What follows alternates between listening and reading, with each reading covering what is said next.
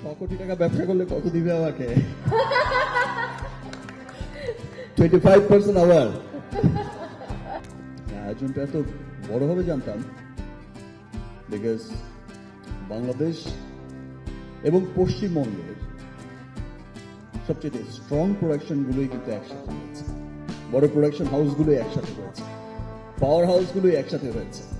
আয়োজন বড় হবে সেটা আমার ধারণা ছিল, কিন্তু এত বড় আয়োজন হবে সেটা আমার ধারণা ছিল না। Thank you. আসলে আমরা যদি একটু সাউথ সিনেমার দিকে তাকাই, আমরা দেখবো যে 1000 কোটির যে ক্লাবটা শুরু হয়েছে, বলিউডের দিকে তাকাই, সেখানে দেখবেন যে আপনার বলিউড আর সাউথ একসাথে কিন্তু তারা মার্চ করেছে, একসাথে মিলে বড় বড় সিনেমা বানিয়েছে।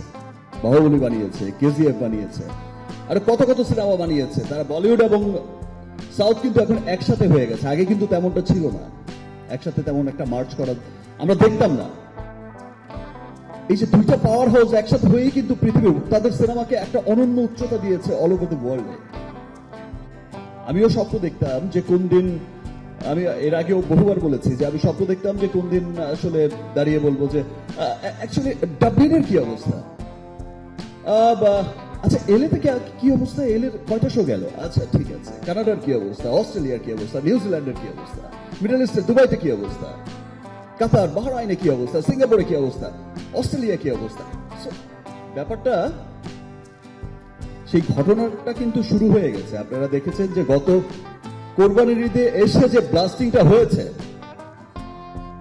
আপনার সুড়ঙ্গ রিলিজ হয়েছে, প্রিয়তমা রিলিজ হয়েছে।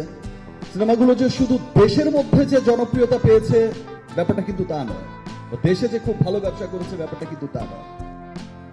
আপনারা দেখেছেন যে দেশের বাইরে যেই জনপ্রিয়তাটা পেয়েছে, দেশের বাইরে যে বাঙালি গর্ব করে বলেছে ইয়েস এটাই হচ্ছে আমাদের সিনেমা, এটাই ছিল খুব মুগ্ধ করার বিষয়।